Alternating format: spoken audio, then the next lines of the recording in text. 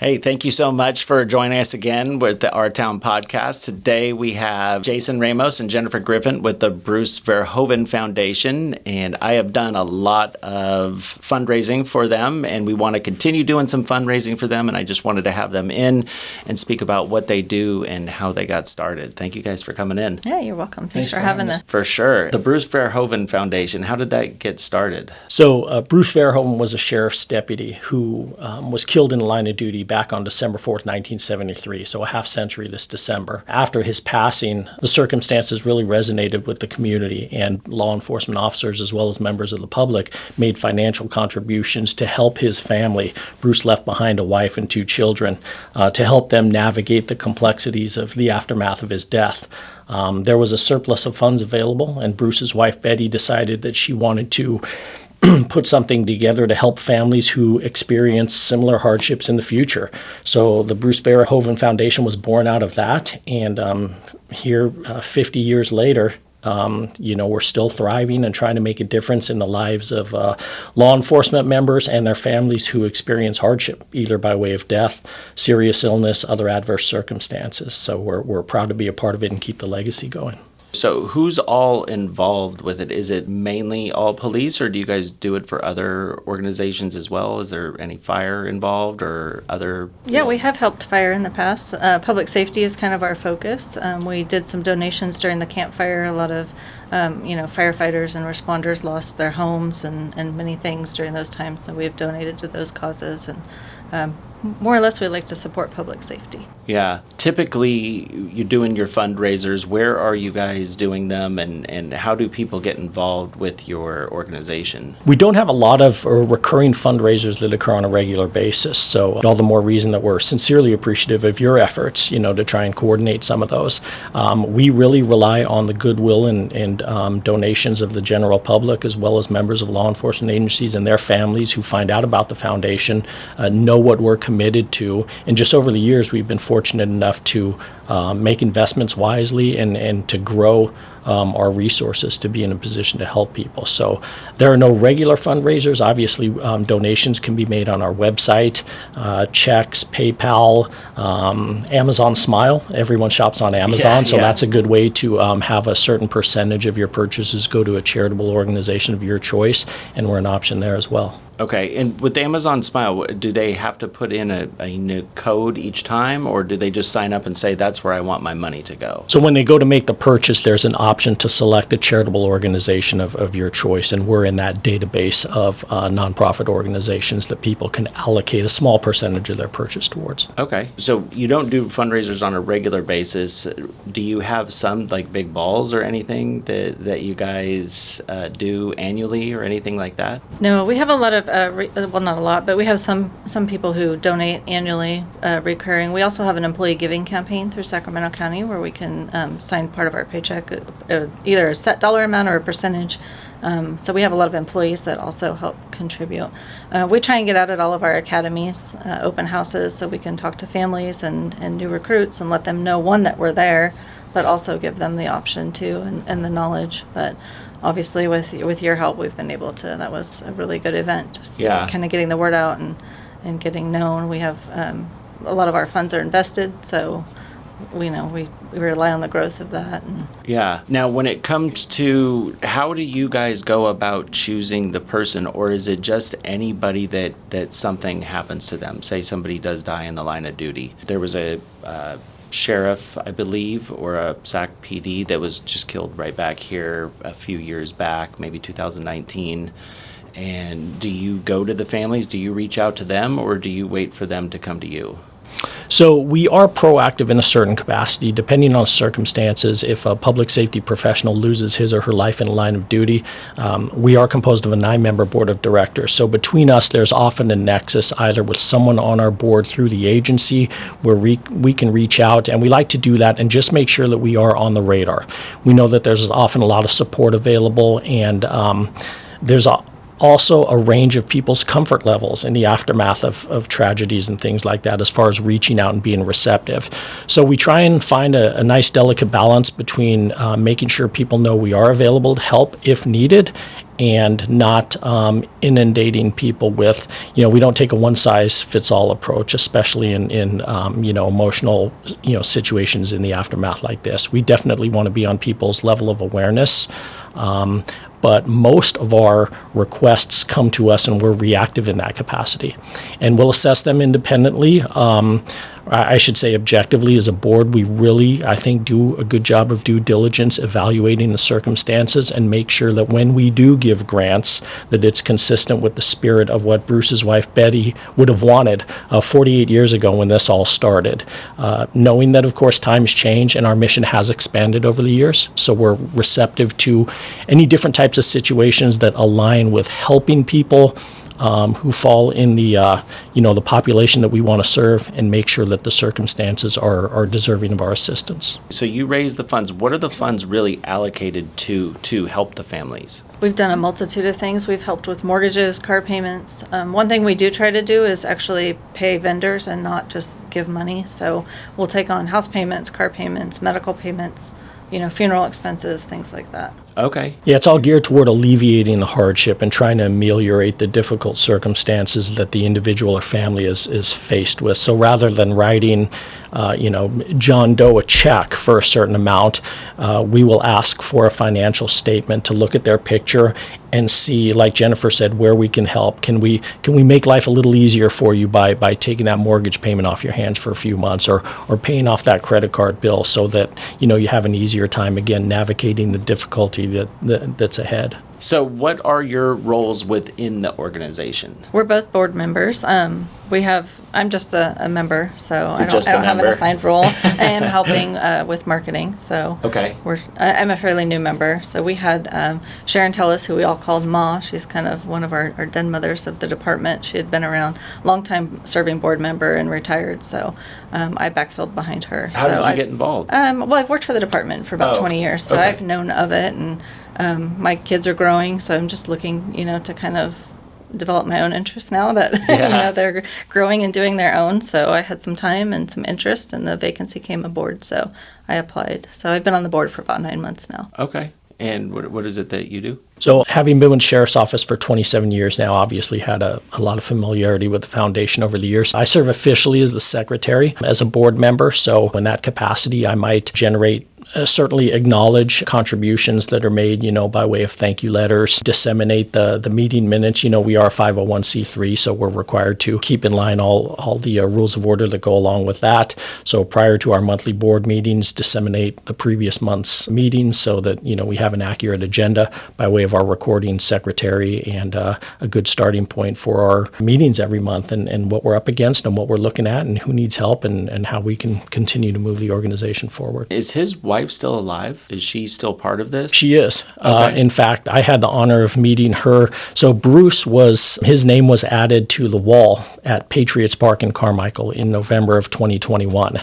And that is a place where the names of local heroes, either first responders or members of the military who lost their lives in the line of duty, are sort of forever enshrined at Patriots Park in Carmichael. And a submission was made, and his name went through the approval process. And so we had the honor of, with members of the family, of being there when his name was added to that wall, like I said, November of 2021. So that was a tremendous honor. Oh, that's great. That's great. Is she active in the whole organization, or she just kind of steps back?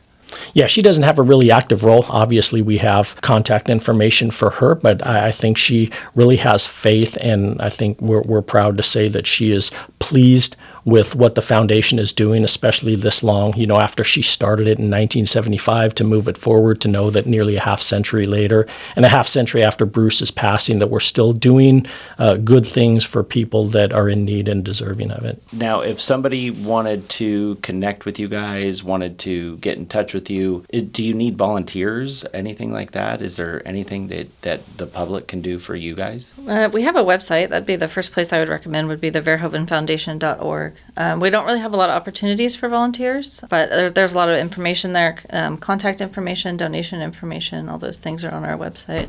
Okay. Possibly in the future, if we were to plan an event, that might be something we would be interested in. I would love to plan an event with you guys. Put Yeah, and I something think together. especially in the aftermath of what you did and the positive response to that event, we have discussions about, maybe fundraising to supplement the regular donations that people make and the growth that we get by way of our investments. So it's definitely suitable conversation for putting something together for the future. Yeah, I do some stuff with the Firefighters Burn Institute. And they always have like a chili cook-off, which I'm participating in the chili cook-off.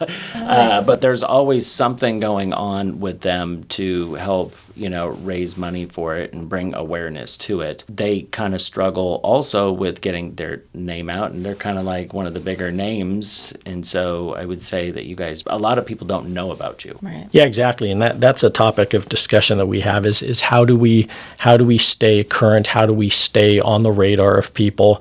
Because again, having been founded 48 years ago, we're conceivably 2 generations removed in the law enforcement family, certainly in the sheriff's office, of people that have a great degree of familiarity with the organization.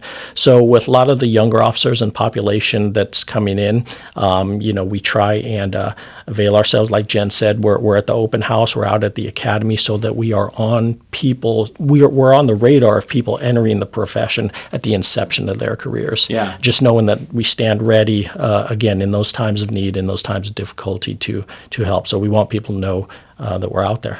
Have you guys thought about having like a booth or something at the Guns N' Hoses football game or any We of that have kind actually. of? We've been Have talking you? about that. So Nice. especially this year, it's going to Oh, be. have you done it's it, gonna be. though? No, we haven't done Oh, it you yet. haven't But this done it. year's a big one because it's their 50th anniversary. that's what I was gonna say. Yeah, we've been talking about getting the team out there and doing that for sure. We also have a younger deputy on our board who has been going to briefings and kind of giving a summary and reminding people that we're out there too. So I think we do a good job internally. We do need to do a little bit more and get creative to outsource a little bit more.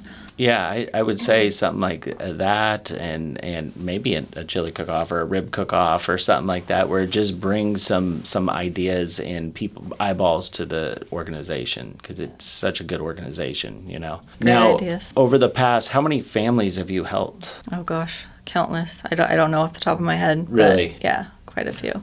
Even just since my time being on the board. Yeah, it's tough to keep track of that. I do know that over the years we have awarded over $1 million in grants Okay. to assist families and individuals in times of need, and that's certainly a figure that we can be proud of. We're blessed that we're still in existence 48 years after being founded, and hopefully another 48 to go. So we try and be judicious financial stewards of the resources, invest wisely, and be able to help people really on sometimes on very short notice in the immediate aftermath of things.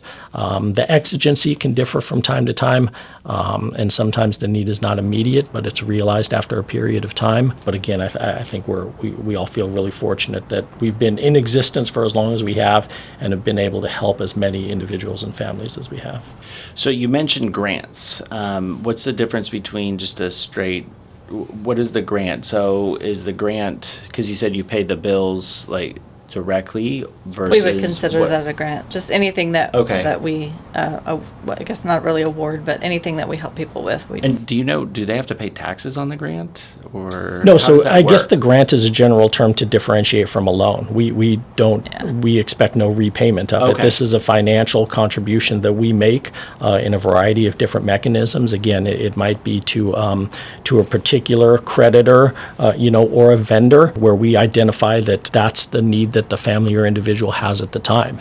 So grant in the sense that it's a financial award or contribution that we make with no expectation of repayment whatsoever. Okay. Well, I would definitely like to put something else together with you guys sometime soon. Maybe even something towards the beginning of next year or middle of next year, like what we did last time, but just really get the word out bigger. I think we did it on a day that you guys also had something going on for the sheriff's department or something, so we got half the amount of people that we thought we were going to get, but it's still a good turnout, and we were able to donate some good money. So that'd be terrific. Any individual or organization that's in a position to be a force multiplier for us in that regard, as far as marketing and getting the word out, is fantastic, and very much appreciated. So we look forward to those partnerships anytime we can do them in the future. And the last one that was done at the winery. Yeah. You mentioned a chili cook-off. I think you get people to get somewhere for either food or wine or both, and then when you combine that with worthwhile cause and organization, I think that's something that a lot of people can get behind.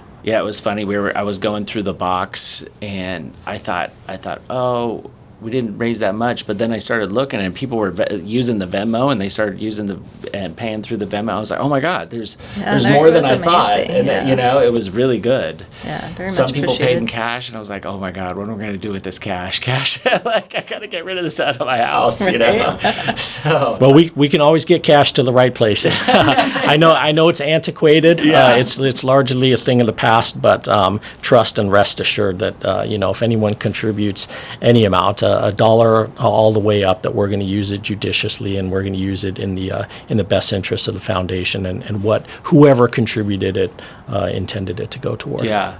Now, you hear a lot of things in the media talking about how much money actually goes. Money comes into these 501c3s, and only 10 cents, for every dollar goes to the actual person at the end, or even less sometimes. How much what's the percentage that actually gets donated out? I believe it's about 91. So we have a very low administrative. All of the board members are volunteers, so we don't have any paid positions at all on the board. The only expenses we really have are, investment expenses. So everything else is available for awarding. Yeah. So we keep it really low. Yeah. That's fantastic. Are you guys registered on that system? That there is a system that actually puts your name out there and shows how much is actually going to the cause? I don't know. I'd have to check with our chairperson on that. We're very mindful of the necessity to keep our operating expenses at an absolute minimum and maximize the benefit of the contributions that are made.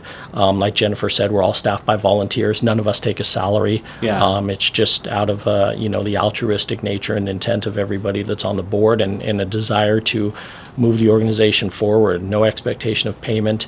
Our investment expenses, obviously whatever's associated with strategically making our money grow, to maximize the contributions that we can make. A minimal expense associated with when we have monthly meetings, as far as if we have to get a room at a location, just associated with that, so that we have a place that's conducive to having our meetings and doing our business. But again, try and keep those at an absolute minimum. And how many people are part of the organization? How many people do you have there? There's a 9-member board. That's it. There's 9 of us. That's it. Yeah. Those are the decision makers. That's all. Absolutely. That's awesome. So besides sending you money through those, is there anything that people can get involved with you guys in other ways? I think really, aside from the contributions, whether it's writing an old-fashioned check, Amazon Smile, PayPal. Obviously, we take donations through our website on PayPal.